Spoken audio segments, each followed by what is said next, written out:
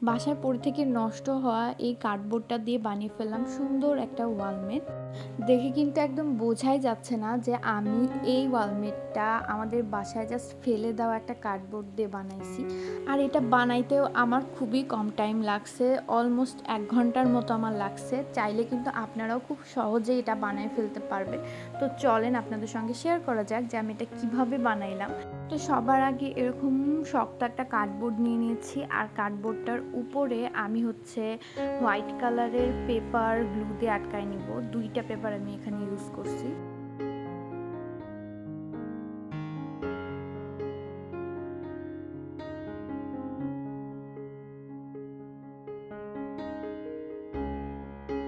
তো সুন্দর মতো এখানে আটকানোর পর আমি কার্ডবোর্ডটাকে উল্টায় নিয়ে পেপারগুলোকে এভাবে ছোট, ছোট করে কেটে নিব। তারপরে কার্ডবোর্ডটার চারপাশে এরকম করে গ্লু দিয়ে পেপারগুলোকে এই কার্ডবোর্ডটার সাথে আটকায় দিব।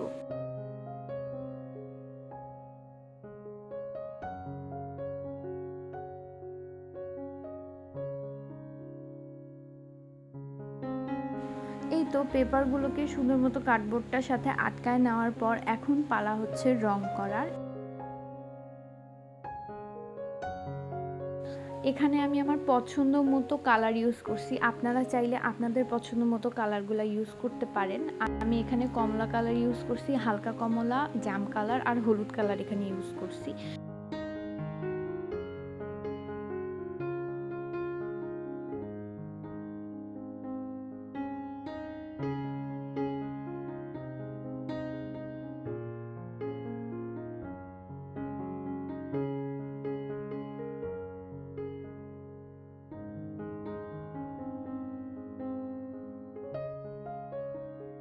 এখানে আমি বলে রাখি আমার কিন্তু কমলা কালার ছিল না। আমি হলুদ আর লাল মিক্স করে কমলা কালার বানিয়েছি। আর ডার্ক কমলা কালারটা আমি হচ্ছে এই হলুদ কালারটার চারপাশে এরকম বর্ডার দিয়ে দিচ্ছি।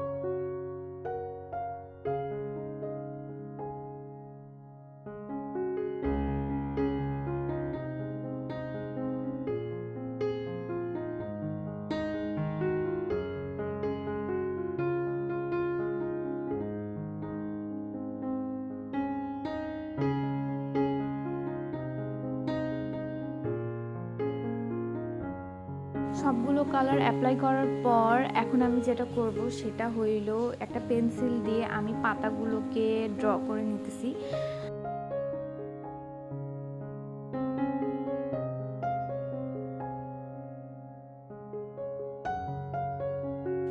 ব্ল্যাক কালারের পাতা না দিলে এই ড্রয়িংটা একদমই ইনকমপ্লিট হয়ে থাকবে। তো আমি এখানে কলম দিয়ে পাতাগুলোকে আঁকায় নিব। আমার কাছে মার্কার ছিল না। মার্কার বা কি বলে সিগনেচার পেন থাকলে আরও বেশি সহজেই করতে পারতাম, কিন্তু আমার কাছে ছিল না, সেই জন্য আমার কলম দিয়েই করতে হয়েছে।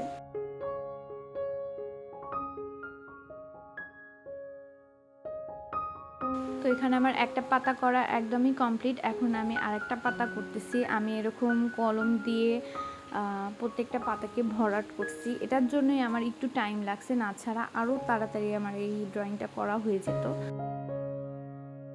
তো এইভাবে আমি সবগুলো পাতাই কমপ্লিট করে ফেলছি, আর এই হচ্ছে আমার ড্রয়িংটার ফাইনাল লুক।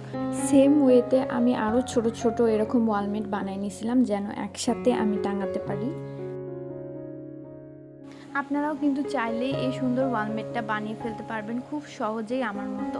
তো আপনাদের কাছে কেমন লাগলো আমাকে অবশ্যই জানাবেন। আর আজকের ভিডিওটা ছিল এই পর্যন্ত। সবাই ভালো থাকবেন, সুস্থ থাকবেন।